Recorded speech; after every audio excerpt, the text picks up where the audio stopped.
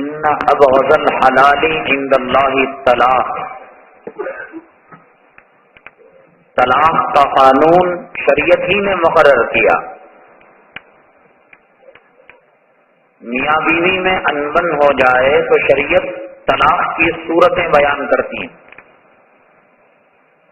طلاق کے احکامات قرآن میں ہیں، طلاق کے احکامات حدیث پاک میں سرور کونین آقا دو عالم جناب محمد الرسول اللہ صلی اللہ علیہ وسلم نے فرمایا ہے. لیکن اس کے باوجود اللہ کے یہاں حلال چیزوں میں سب سے زیادہ ناپسندیدہ جو امر ہے وہ طلاق ہے. طلاق حلال ہے. قرآن شریف کے اندر سورہ طلاق ہے. سورہ بقرہ کے اندر طلاق کے طریقے بیان کیے گئے ہیں. الطلاق مرتان فإمساک بمعروف. حدیث میں کوئی حدیث کی کتاب ایسی نہیں جس میں کتاب الطلاق نہ ہو، لیکن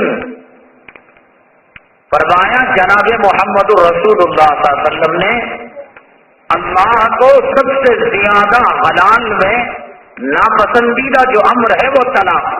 اس سے کیا بات سمجھ میں آتی ہے کہ اللہ تعالیٰ یہ چاہتے ہیں یہ جوڑے سدا بنے رہیں، خوش اسلوبی کے ساتھ زندگی گزاریں، ہنسی خوشی زندگی گزاریں. ان میں طلاق کی نوبت نہ آئے، ان میں خلا کی نوبت نہ آئے، ان میں لڑائیاں نہ ہو، ان میں جھگڑے نہ ہو، ان میں اختلافات نہ ہو. یہ جو معاشرت ہے یہ اللہ تبارک تعالیٰ کی طرف سے امت مسلمہ مسلمانوں کے لیے بہت بڑی دین ہے. یورپی معاشرہ، امریکی معاشرہ اس نے معاشرت کی نعمت سے محروم ہے. اس کے یہاں ماں کی قدردانی کا، باپ کی عظمت کا، اور بیوی کے مقام کا، اور بیوی کی نگاہ میں شوہر کے درجے کا، ماں باپ کی نگاہ میں اولاد کے حقوق کا، اور اولاد کی نگاہ میں ماں باپ کے مرتبے کا، بھائی بہن کا کوئی تصور نہیں ہے. بس ایک تصور ہے، مال کماؤ، دولت کماؤ، روپیہ کماؤ، پیسہ کماؤ. شریعت مطہرہ، اللہ کا کتنا بڑا احسان ہے، اللہ کا کتنا بڑا کرم ہے کہ ہم جس شریعت مطہرہ کے ماننے والے ہیں تمام حدود اور تمام آداب ہمیں بتائے گئے.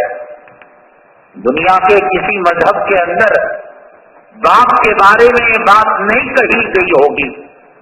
دنیا کا کوئی کلچر، دنیا کا کوئی تمدن اور دنیا کی کوئی تہذیب یہ بات سوچ بھی نہیں سکتی جو بات شریعت مطہرہ نے ایک باپ کے تعلق سے کہی ہے.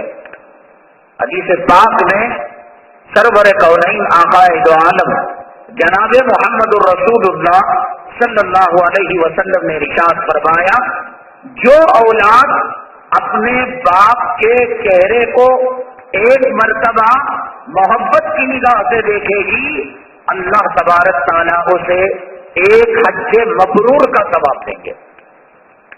بتلائیے کہ دنیا میں کون سی تہذیب، کون سا کلچر، کون سی قوم اپنے باپ کے چہرہ دیکھنے پر یہ اجر بتاتی ہو.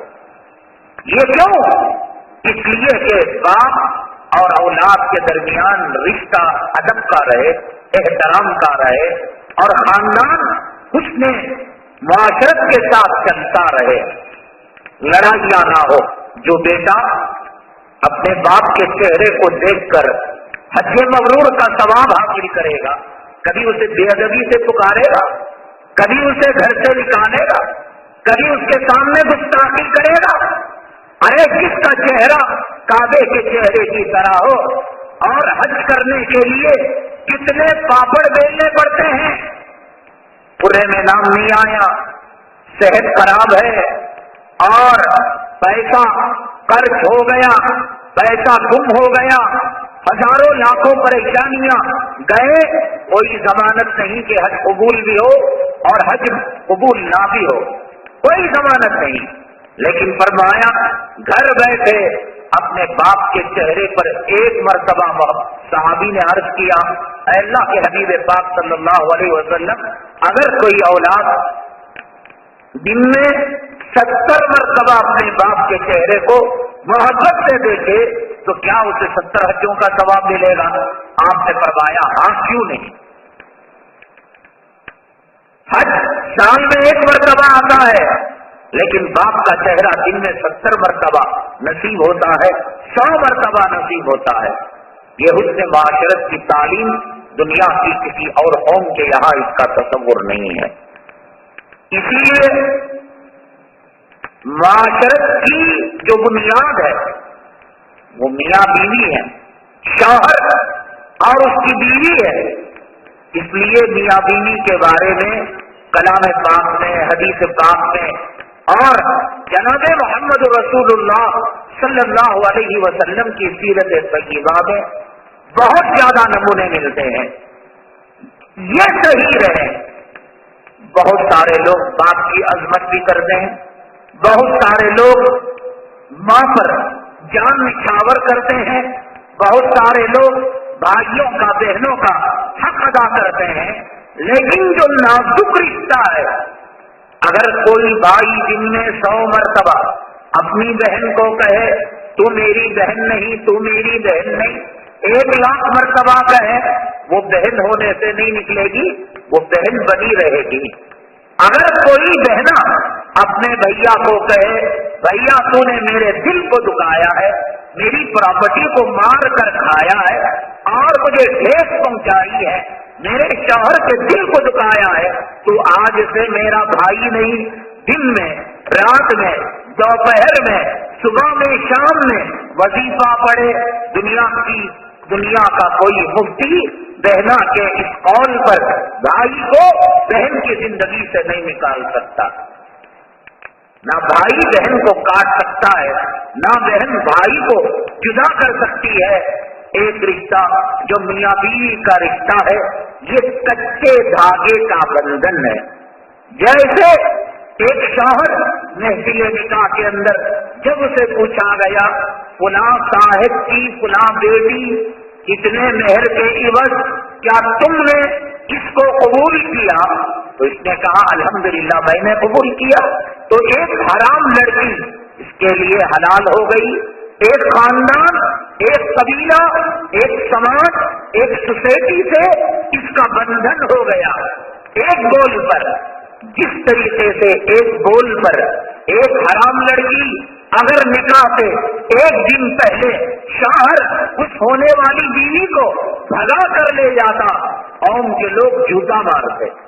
دیکھو کتنا کمینہ آدمی ہے، سید صاحب کی بیٹی کو بھگا کر لے گیا، پٹھان صاحب کی بہن کو بھگا کر لے گیا۔ لیکن ایک دن بعد اگر قاضی نے پوچھا، اللہ تبارک تعالیٰ کو گواہ جان کر ان گواہوں اور وکیلوں کی موجودگی میں اتنے مہر کے عوض بدستور شریعت مطہرہ میں نے آپ کا نکاح کیا، میں نے قبول کیا، تو جو ہے گلچھٹے اٹھتے ہیں، کھجور تقسیم کیا جاتا ہے، لڑکی کے باپ کو مبارکبادی دی جاتی ہے، لڑکی کے بھائیوں بہنوں کو اور لڑکے کے رشتہ داروں کو مبارکبادی دی جاتی ہے۔ آپ کو بہو مبارک، آپ کو داماد مبارک، کیوں بھی کیا بات تھی؟ اگر 1 گھنٹہ پہلے یہی لڑکا اس لڑکی کو بھگا کر لے جاتا، کیا اس طریقے سے مبارکبادی دی جاتی؟ آج لوگ کہتے ہیں کہ صاحب مذہب اسلام کتنا کٹھور مذہب ہے، کتنا سنگین مذہب ہے کہ اس نے حالت نشہ میں، نشے کی حالت میں اس نے طلاق دی تو بیوی کو اس سے الگ کر دیا، یہ کتنا بڑا جرم ہے۔ ارے تم نے سوچا وہ بیوی جو حرام تھی، اسی زبان سے جب اس نے کہا کہ میں نے قبول کیا، تو اس زبان کا اعتبار قبول کرتے وقت تم نے قبول کیا، اور جب لفظ طلاق کہا تو وہاں آپ کہتے ہو مذہب اسلام کٹھور ہے۔ وہاں کیوں نہیں یاد آیا؟ اس نے صرف یہ نہ کہا تھا، اس نے پنڈال کو آگ نہیں لگائی تھی، اس نے 3 من کا کھانا نہیں پکایا تھا، اس نے 40 شادی محل جا کر خود بک نہیں کیا تھا، وہ تو ایڈیشنل چیزیں تھی. نکاح جو حلال ہوا، بیوی جو حلال ہوئی، وہ میں نے قبول کیا.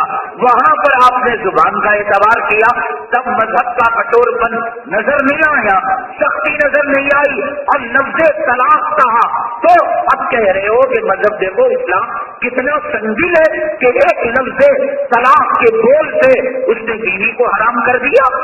اسی لفظ میں نے قبول کیا سے ایک پرائی عورت کو گھر لے آیا، اس وقت کوئی یاد نہیں کیا مذہب اسلام کے احسان کو. مذہب اسلام نے یہ پابندی کیوں لگائی؟ فرمایا حدیث پاک میں ثلاث جدہن جد وحزلہن جد. تین چیزیں ہیں جن کا سچ بھی سچ ہے اور جن کا جھوٹ بھی سچ ہے. کیا ہے؟ نکاح، طلاق اور غلام کو باغی کو آزاد کرنا. ایک مرد نے اپنی بیوی کو طلاق دیا، بعد میں کہا نہیں میں مذاق میں دے رہا تھا، میں نے ڈرامے میں دیا، میں نے فلم میں دیا. اگر کوئی طلاق ڈرامے کے اندر دے، اگر کوئی طلاق ڈرانے کے لیے دے، اگر کوئی طلاق مذاق میں دے، حدیث کہتی ہے ثلاث جدہن جد وعدلہن جد. تین چیزیں ایسی ہیں جن کا سچ بھی سچ ہے، جن کا مذاق بھی سچ ہے. کیوں؟ اس لیے کہ کہا گیا کہ بھائی بہن کا رشتہ، ماں باپ اولاد کا رشتہ، دادا اور پوتروں کا رشتہ، نانا اور نواسوں کا رشتہ، مالک مکان اور کرایہ دار کا رشتہ، یہ اٹوٹ بندھن ہے. لیکن یہ جو میاں بیوی ہے یہ دو خاندانوں کا ملاپ ہے، دو ملکوں کا ملاپ ہے، دو سماج اور دو سوسائٹیوں کا ملاپ ہے. اور اس ملاپ کی جو ٹرننگ پوائنٹ ہے اور اس ملاپ کے جو اہم ستون اور پلر ہے یہ میاں بیوی ہے. تو ان کو ڈرایا گیا خبردار تم جدا کرنا تو دور کی بات، جدا ہونے کے لیے اور جدا کرنے کے لیے جو لفظ طلاق ہے اس کو مرتے مر جاؤ لیکن زبان پر نہیں لانا.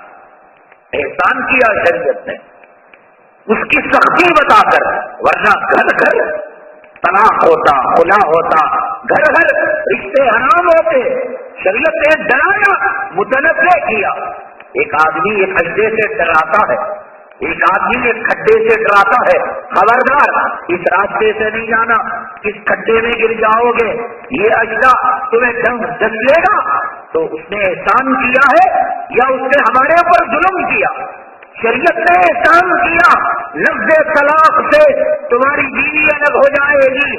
خبردار خبردار، مذاق کے اندر بھی یہ لفظ اپنی زبان میں نہ لینا. شریعت کیا چاہتی ہے؟ یہ بندھن قبروں میں چلے، یہ ہم بندھن محشر میں چلے، یہ بندھن انصراف میں چلے. ایک ام المؤمنین حضرت سودا رضی اللہ تعالیٰ عنہا تھی، بوڑھی ہو گئی، ضعیف ہو گئی، ہماری ماں تھی. اللہ کے حبیب پاک آقا دو عالم جناب محمد رسول اللہ صلی اللہ علیہ وسلم نے طلاق کا ارادہ فرمایا. سوچا کہ بوڑھی ہو گئی ہیں، اب ان کو طلاق دے دی جائے. حضرت سودا رضی اللہ تعالیٰ عنہ بڑی ہوشیار تھی، بڑی چالاک تھی.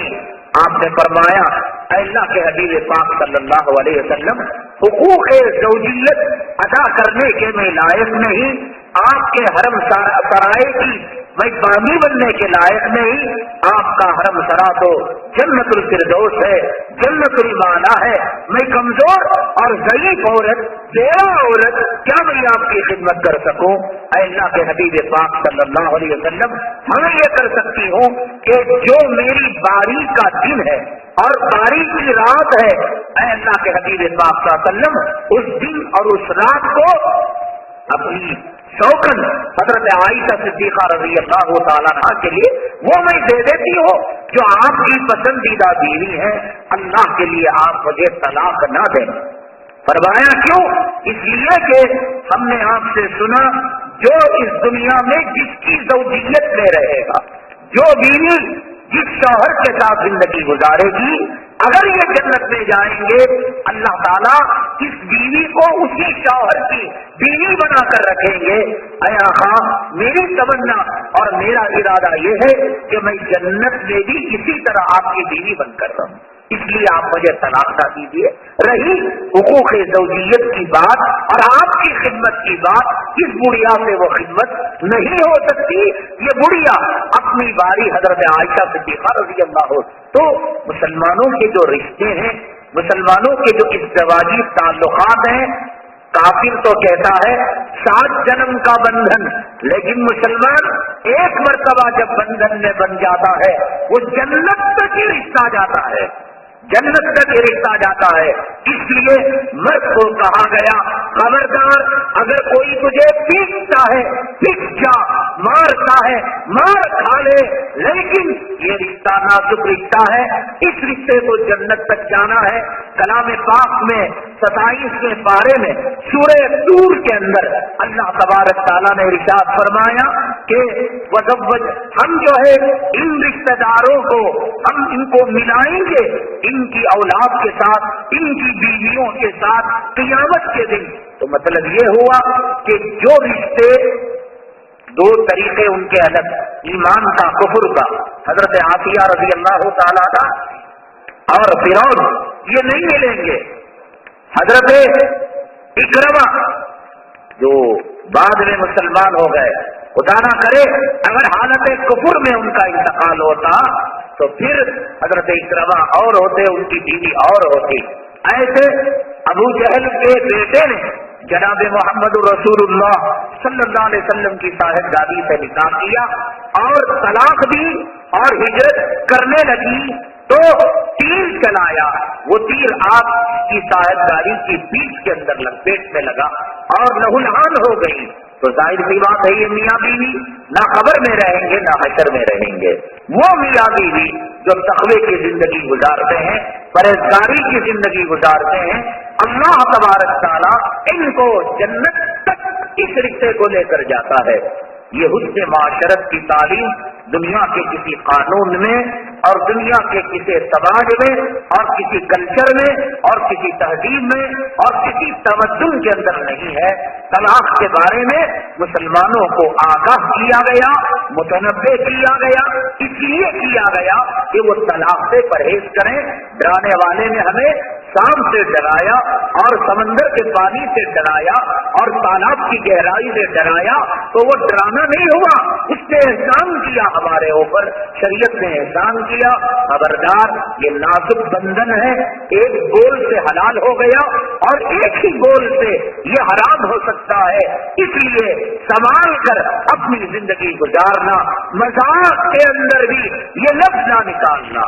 اگر مذاق میں بھی کسی نے اپنی بیوی کو طلاق دی تو وہ طلاق واقع ہو جائے گی. اور آقا نے فرمایا اللہ کے یہاں جو حلال چیزیں ہیں ان میں سب سے زیادہ ناپسندیدہ طلاق. کیا مطلب؟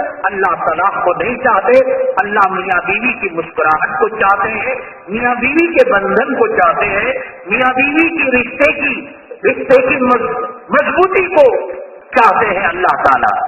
سرور کونین آقا دو عالم جناب محمد رسول اللہ صلی اللہ علیہ وسلم کتنی بڑی ذمہ داریاں تھی، نبوت کی ذمہ داری، رسالت کی ذمہ داری، کلام پاک امت تک پہنچانے کی ذمہ داری اور فوجیوں کی نگہبانی کی ذمہ داری، آنے والے جو وفود ہیں، مہمان ہیں، ان کے استقبال کی ذمہ داری، جانے والے جو لشکر ہیں ان کو الوداع کرنے کی ذمہ داری، مسجد کے مصلی کی ذمہ داری، منبر کے خطابت کی ذمہ داری، صفہ کے چبوترے کی ذمہ داری، مدینہ منورہ اور اسلامی عمارت کی امیر المؤمنین اور آپ ذمہ دار ہونے کی ذمہ داری.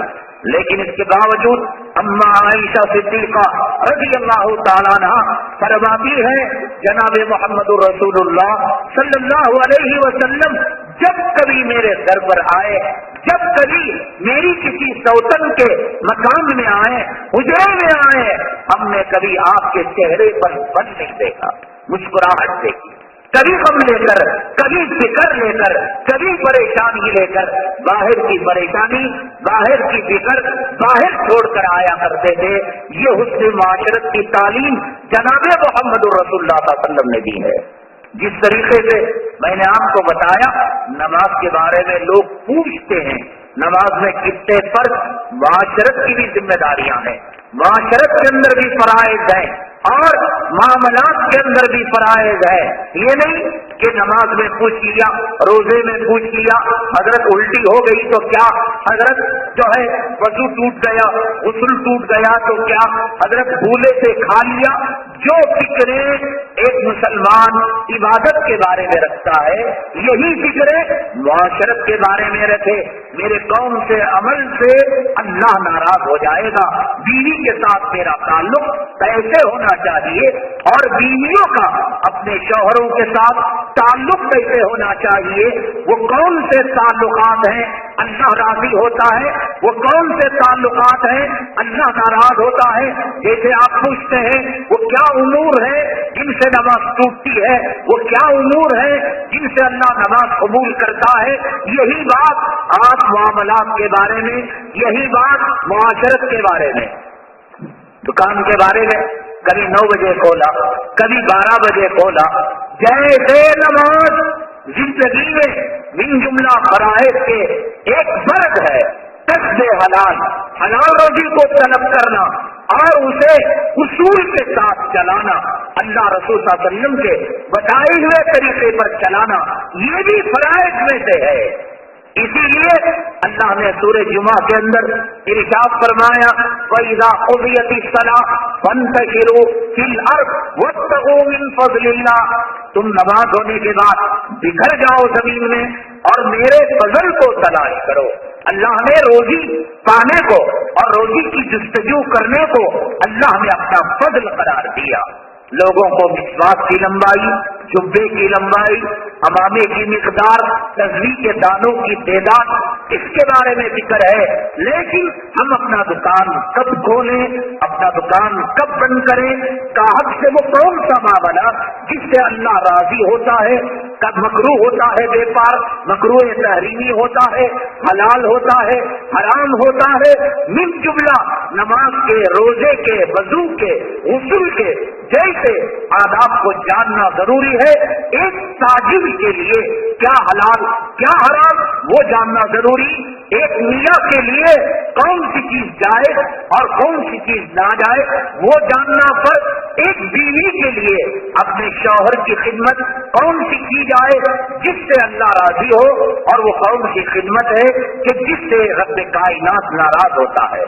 فرض نماز کی طرح, روزے کی طرح, تلاوت کی طرح, احرام کی پابندیوں کی طرح لکھ کر رکھ لیں کہ آپ کو معاملات اور معاشرت کی پابندی کرنا ضروری ہے. اسی لیے سرور کونین آقائے دو عالم جناب محمد رسول اللہ صلی اللہ علیہ وسلم نے اس کی تعلیم دی.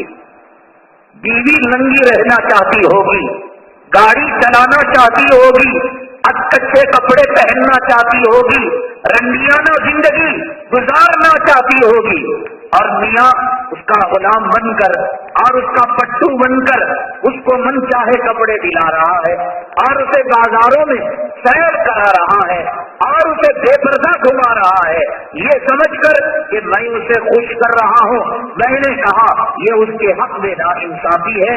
قیامت کے دن یہ بیوی بیوی نہیں رہے گی بلکہ شوہر کا دامن پکڑ کر یوں کہے گی رب کائنات, اس نے مجھے قبول جو کیا, روٹی پہلے بھی مل رہی تھی, روٹی اب بھی ملے گی, روٹی اس کے موت کے بعد بھی مل رہی تھی, پہننے والا تو تھا, کپڑا پہلے بھی مل رہا تھا, کپڑا میرے شوہر کی موت کے بعد بھی مل رہا تھا.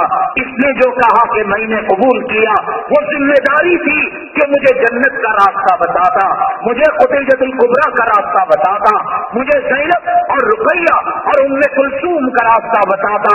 میں رنڈی بننا چاہ رہی تھی, میں ناچنے والی بننا چاہ رہی تھی, میں اپنے جسم کی نمائش کرنا چاہ رہی تھی. رب کائنات یہ تو بھیڑ کی اولاد نہیں تھا, یہ چمار کی اولاد نہیں تھا, یہ ہندو کے نسخے سے نہیں پیدا ہوا تھا. میری آدھی عقل تھی, میرا آدھا دین تھا, اس کی عقل پر بٹی پڑ گئی. کلام پاک کا 22واں پارہ اٹھا کر دیکھے, جس جورو کی غلامی میں زندگی برباد کر رہے ہو اور اس کی ناجائز خواہشات کی تکمیل کرنے میں حلال و حرام کی فکر نہیں کر رہے ہو, یہی بھی दामन पकड़ कर कहेगी रब्बना इन्ना अताना सादतना व कुबराना फअदल्लूना सबीला। हे अल्लाह, मुझे गुमराह करने में मेरे शौहर का हक था, इसने मुझे बाल कटाते हुए देखकर मना नहीं किया, कच्चे कपड़े रंडियों के कपड़े पहनते हुए देखकर ये खामोश था। इसको अच्छा लगता था कि बाजार में गैर मेरे जिस्म को देखे। रब्बना आतिहिम ज़िफ़ैनी मिनल अज़ाब, रब्बे कायनात, मुझे नंगेपन का, रंडीपन का, बदकारी का जो अजाब मुझे दे रहा है, ऐ अल्लाह तू दुगना अजाब मेरे शौहर को दे। क्या कर रहा था? उसकी हया, उसकी गीरत और उसकी शर्म को क्या हो गया था? कलाम पाक है। ये आप उसके साथ एहसान नहीं, उसको खुद अजाब, और उसे जितना अजाब डबल अजाब आपको मिलेगा।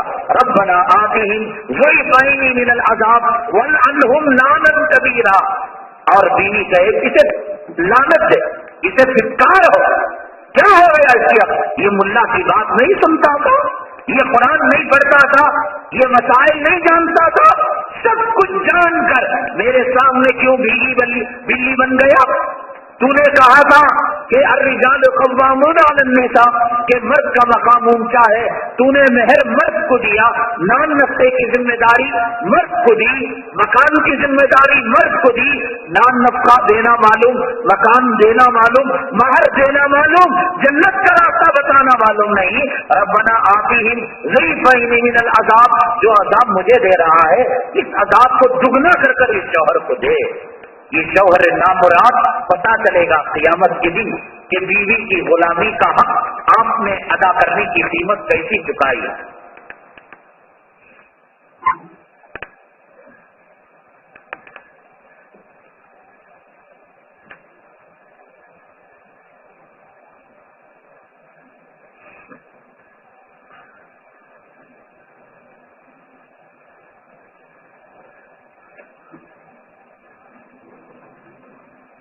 कसम का क्या हुक्म है? गैरुल्लाह की कसम खाई जा सकती है या नहीं? कसम बिला वजह नहीं खाना चाहिए। बहुत सख्त जरूरत हो तो कसम सिर्फ अल्लाह की खाना चाहिए। माँ की कसम, बाप की कसम, काबे की कसम, कुरान की कसम, ये खाना हराम है। हदीस पाक में सरवर कौनैन आक़ाए दो आलम जनाब मोहम्मद रसूलुल्लाह सल्लल्लाहु अलैहि वसल्लम ने इरशाद फरमाया, जो मुसलमान गैरुल्लाह की कसम खाता है वो शिर्क करता है। जैसे बुतों की पूजा करना, गणेश की पूजा करना, राम की पूजा करना ये गुनाह है, गैरुल्लाह की कसम खाना भी इसी किस्म का गुनाह है। कसम क्यों? इसलिए आदमी कसम कब खाता है? जब सामने वाले को ये मुतमईन नहीं कर पाता, ये उसके दिल को मुतमईन जब नहीं कर पाता तो कहता है अल्लाह गवाह है। अल्लाह ही वो है जो उस वक्त वो मामले के वक्त मौजूद था, कोई नहीं था, ना बीवी थी, ना बाप था, ना कोई और गवाह था। तो कसम का मतलब उस अल्लाह को कि देखो अल्लाह गवाह है, अगर मैंने ये बात कही हो, ये मामला किया हो, अल्लाह गवाह है कसम के बाद। और आपने गैरुल्लाह की कसम खाई, माँ की कसम, तो क्या माँ उस वक्त मौजूद थी? बाप काबा उस वक्त मौजूद नहीं था उस जगह पर। नबी की कसम खाई, नबी उस वक्त उस जगह पर मौजूद नहीं थे। तो गोया आपने अल्लाह का दर्जा उस कसम खाने वाली चीज को दिया। इसलिए आका ने फरमाया जो गैरुल्लाह की कसम खाता है वो शिर्क करता है। रोजे की हालत में खांसने की वजह से गले से खून निकल जाता है, तो इससे रोजे पर फर्क पड़ता है या नहीं? इससे रोजे पर फर्क नहीं पड़ता। हाँ, मुंह में खून आने के बाद, बाहर निकलने के बाद फिर से दोबारा अगर कोई अंदर हलक के अंदर दाखिल करे तो उसका रोजा टूट जाता है। तकदीर साथ ना दे, दुआ कबूल ना हो, इंसान क्या करे? इंसान कर क्या सकता है? इंसान अपने आप को अल्लाह के सुपुर्द कर दे, अल्लाह के हवाले कर दे, जिद में आ जाए रब्ब कायनात आपके अलावा कोई इस मसले को हल करने वाला नहीं, बिगड़ी तकदीर को बनाने वाले आप हैं, दुआओं को कबूल करने वाले आप हैं। दुआएं कबूल नहीं होती तो दुआ कबूल ना होने के असबाब क्या है? झूठ बोलना, हराम का खाना, या दुआ को بے توجہی کے ساتھ، بے ادبی کے ساتھ کیا کرنا، ان کی کیا وجوہات ہیں دعا قبول نہ ہونے کے، ان کو غور و فکر کرے۔ شادی کے بعد بیوی کو لے کر دوسری جگہ جانا چاہتے ہیں، لیکن والدین منع کرتے ہیں۔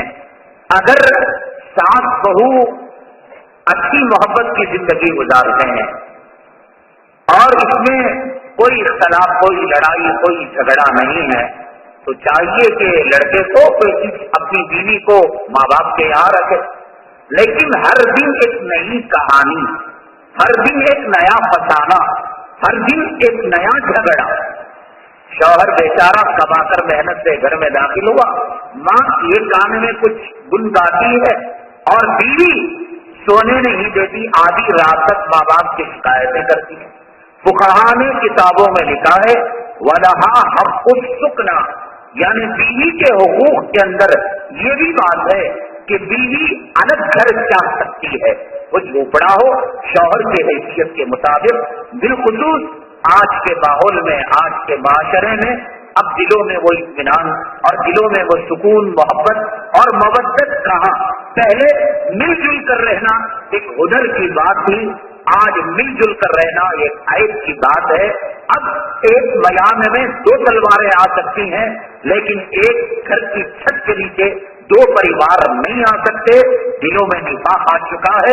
حدیث پاک میں آقا نے فرمایا گانا بجانا دلوں میں منافقت کو ایسے پیدا کرتا ہے جیسے پانی سبزے کو اگاتا ہے۔ گھر گھر کے اندر میوزک، گھر گھر کے اندر ناچ گانا، تو دل ملے ہوئے ہیں، جسم ملے ہوئے ہیں، لیکن دلوں میں آپس کے اندر بغض ہے، حسد ہے، کینہ ہے۔ لہذا جب یہاں تک نوبت آ جائے تو شوہر کی ذمہ داری ہے کہ وہ بیوی کے تقاضے کو، جس کو فقہاء کرام نے حق سکنا کہا ہے، یعنی اس کو الگ مکان لے کر دے، وہ ماں کے ساتھ رہنے پر اور باپ کے ساتھ رہنے پر مجبور نہیں کر سکتا۔ ماں کی جو خدمت کرنا ہے وہ بہو کے ذمہ دے گی، بیٹے کے ذمہ ہے۔ بیٹا ماں کے پیر دبائے گا، اس کا خرچہ برداشت کرے گا، اس کے مکان کا کرایہ دے گا۔ وہ اپنی بیوی کو مجبور نہیں کرے گا کہ ساس کے کپڑے دھوئے اور خسر کی خدمت کرے۔ اگر کوئی بہو کرتی ہے یہ اس کی خوش قسمتی ہے، لیکن فقہاء نے بہو کے حقوق میں سے اور بیٹے کی بیویوں کی ذمہ داریوں میں سے بیٹے کے خاندان والوں کی خدمت کو نہیں لکھا ہے۔ لہذا جب دلوں کے اندر دراڑ پیدا ہو جائے، اختلاف پیدا ہو جائے اور وہ گھر موت سے پہلے جہنم کا راہ بن جائے، تو یہ شوہر کی ذمہ داری ہے کہ وہ فقہ کے قانون پر عمل کرتے ہوئے بیوی کو ماں باپ سے الگ رکھے۔ طلاق کے لیے استخارہ کیا جا سکتا ہے یا نہیں؟ ابھی میں نے آپ کو بیان میں بتایا کہ طلاق استخارہ کا مطلب اللہ سے مشورہ لینا، اور اللہ کو تو طلاق پسند نہیں ہے۔ طلاق آپ اپنی مرضی سے دیجیے کہ جب آپ نے دیکھا کہ کسی طریقے سے اس بیوی کا نبھاؤ میرے ساتھ ہو ہی نہیں سکتا، غیروں سے تعلقات ہیں، مال کو ضائع کرتی ہے، عصمت، عزت اور پاک دامنی پر داغ لگاتی ہے، لڑکیوں کی زندگی تباہ برباد کر رہی ہے اور لڑکوں کی تربیت کے اندر درمیان میں آ رہی ہے۔ اب اس کا مجھ سے کوئی سمبند نہیں اور کوئی نبھاؤ نہیں ہو سکتا، آخری درجے میں حد سے زیادہ جب برداشت کر لیا تو طلاق دیا جا سکتا ہے۔ استخارہ اس کے لیے کوئی ضروری نہیں ہے۔ غیر مسلم کے ساتھ کھانا کھا سکتے ہیں اور ان کے برتن استعمال کر سکتے ہیں یا نہیں؟ دیکھیے، مسلمان اور کافر انسان ہو سکتے ہیں، یعنی آدمی ہے یہ رمیش ہے، یہ ہندو ہے، یہ رحمان ہے، یہ مسلمان ہے، لیکن برتن اسٹیل کا برتن ہے، اسٹیل کا کٹورا ہے، کانچ کا گلاس ہے، وہ ہندو مسلمان نہیں ہو سکتا۔ ایک قاعدہ ذہن میں اچھی طرح دکھا لیجیے، ہندو اور مسلمان انسان ہو سکتے ہیں، انسان کے علاوہ اللہ کی جو اور مخلوق ہے اس میں ہندو مسلمان نہیں۔ یہ گھوڑا ہے، یہ ہندو مسلمان، یہ کتا ہے، یہ ہندو، یہ مسلمان، یہ اینٹ ہے، یہ بالو ہے، یہ سیمنٹ ہے، یہ کھمبی ہے، یہ ٹائلس ہے، نہیں۔ اس میں صرف ایک چیز کا فرق دیکھا جاتا ہے، ایک حلال و حرام اور دوسرے پاک اور ناپاک۔ سمجھ گئے بات؟ یہ اصول ذہن میں رکھ لیں، دنیا کے کسی کونے میں بھی آپ اپنی زندگی پاکیزگی کے ساتھ گزار سکتے ہیں۔ مسلمان اور ہندو انسانوں میں، چیزوں میں حلال و حرام، پاک اور ناپاک چیزوں میں پہلی چیز یہ دیکھی جاتی ہے کہ وہ چیز حلال ہے اور دوسرے وہ چیز پاک ہے، تو پھر وہ ہندو مسلمان نہیں، اس کو مسلمان استعمال کر سکتا ہے۔ ایسا ہو سکتا ہے مسلمان کی چیز ہو لیکن ناپاک ہو۔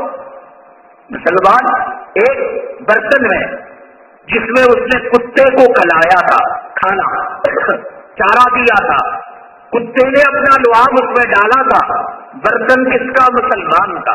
کھانا کس نے پکایا؟ مسلمان عورت نے پکایا۔ یہاں مسلمان غیر مسلم نہیں، یہ دیکھا جائے گا کہ یہ حلال ہے، ایک نمبر پر تو چاول حلال ہے، گوشت کا شوربہ حلال ہے، اب دوسرے نمبر پر دیکھا جائے گا یہ پاک ہے ناپاک ہے؟ یہ پاک نہیں ہے، اس لیے کہ کتے کا لعاب ناپاک ہے، سور کا جوتا ناپاک ہے، وہ اس میں مل گیا ہے۔ تو چیزوں میں پاک ناپاک، حلال حرام یہ دیکھا جاتا ہے۔ ہندو کی چیز ہو اگر حلال ہو، اگر پاک ہو، استعمال کی جا سکتی ہے، چیز مسلمان کی ہو حرام ہو اور ناپاک ہو استعمال نہیں کی جا سکتی۔ فدائے ملت حضرت مولانا سید اسد مدنی رحمۃ اللہ علیہ ابھی کچھ سال پہلے ہندوستان کے اندر ایسی حالتیں آ چکی تھی کہ مسلمانوں کو جیسے آج دبایا جا رہا ہے، اس سے زیادہ مسلمانوں پر ظلم و ستم ہونے لگا۔ حضرت فدائے ملت رحمۃ اللہ علیہ نے سوچا کہ مسلمان اگر کٹ کر قوم کے دھارا سے الگ ہو کر اور ہندوستان کی جمعیت سے الگ ہو کر اگر حقوق منوانا چاہے وہ نہیں منوا سکتا، مسلمان کہہ کر ان کے حقوق کی پامالی کی جائے گی۔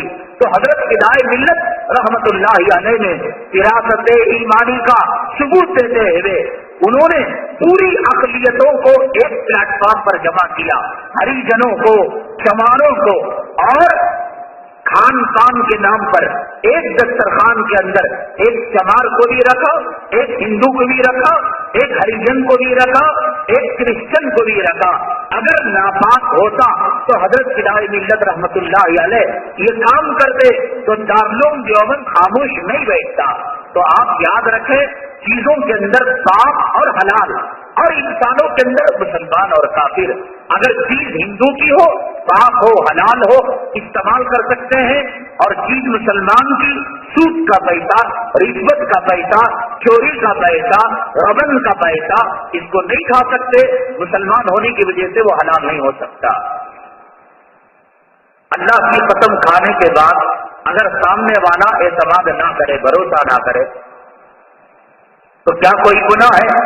تو ظاہر سی بات ہے، جب اللہ کو گواہ بنا کر اسے بات کہی جا رہی ہے اور وہ نہیں مان رہا ہے تو یقیناً اللہ کے وجود پر وہ شک کر رہا ہے، اللہ تعالیٰ کے موجود ہونے میں وہ کمی بیشی کا احساس کر رہا ہے۔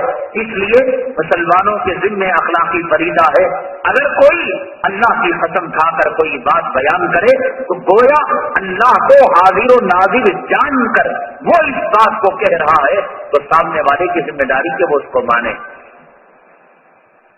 عورتوں کا وعظ و نصیحت کی مجلس میں شریک ہونا فقہ کے اعتبار سے جائز ہے۔ یہ سلف صالحین کے زمانے سے لے کر آج تک بلا ناغہ یہ عمل برابر مسلسل ہو رہا ہے۔ ہمارے اکابرین، ہمارے مشائخ آتے ہیں، حضرت مولانا ذوالفقار صاحب دامت برکاتہم آتے ہیں، یا اکابرین بزرگان دین آتے ہیں، حضرت مولانا ارشاد صاحب رحمۃ اللہ علیہ، حضرت مولانا فاضل حقانی رحمۃ اللہ علیہ، قریب کے اندر ماضی قریب میں قاری شام صدیقی رحمۃ اللہ علیہ، یہ اکابرین آیا کرتے تھے۔ ان کی مجلس وعظ و نصیحت کے اندر خواتین کے لیے الگ سے پردے کا انتظام تھا۔ علامہ انور شاہ کشمیری رحمۃ اللہ علیہ جو صاحبزادے تھے علامہ انور شاہ کشمیری رحمۃ اللہ علیہ کے لال مسجد کے اندر جو تفسیر ہوتی تھی، بہت عمدہ قسم کی تفسیر اور بڑی مثالی درس ہوتا تھا وہاں بھی خواتین آیا کرتی تھی. سلف صالحین سے یہ بات چلی آ رہی ہے, اس میں کسی قسم کی کوئی شک اور شبے کی گنجائش نہیں. البتہ 5 وقتہ نمازوں میں اور تراویح کے لیے فقہا نے عورتوں کے مسجد میں آنے کو مکروہ قرار دیا ہے. رہا بعضوں نصیحت کی مجلس میں آنے کے لیے فقہا نے اس کو منع نہیں کیا ہے.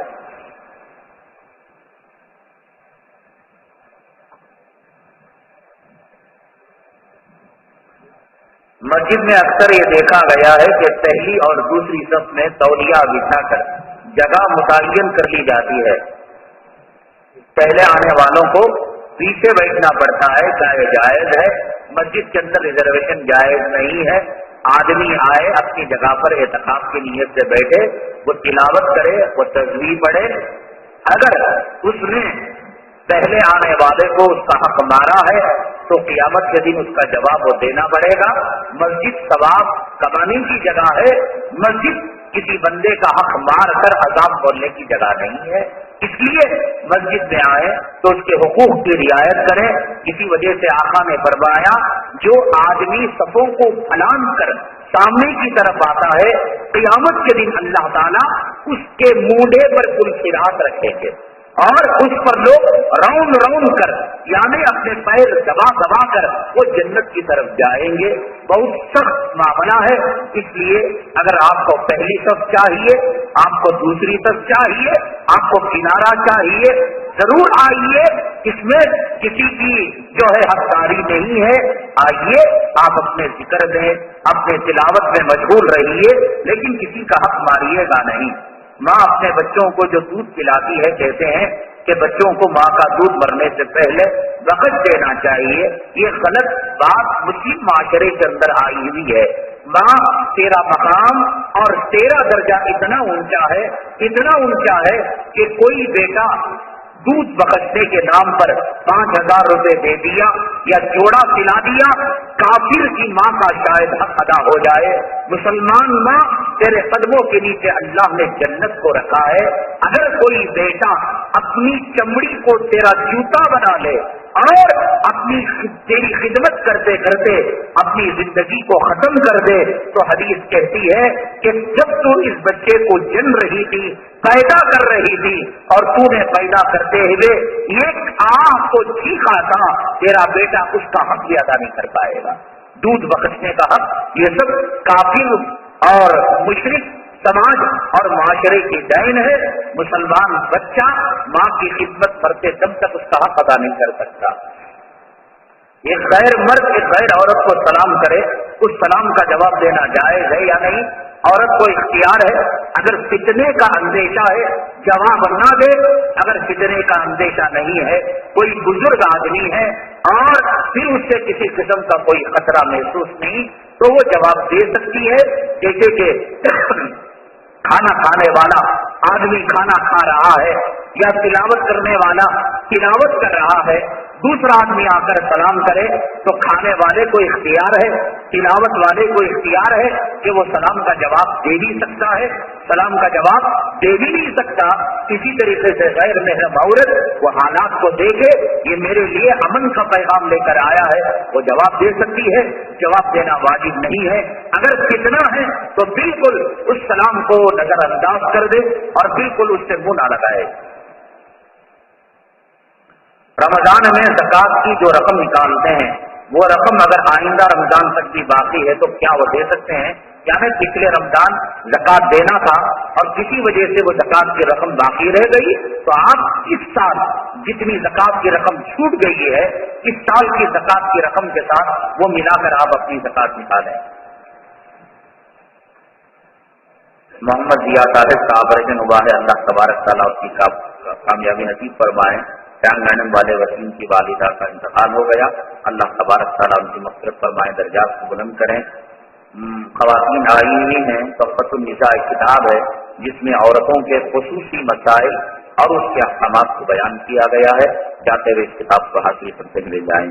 الحمدللہ رب العالمین والصلاة والسلام علی سید المرسلین وعلی آلہ وصحبہ اجمعین.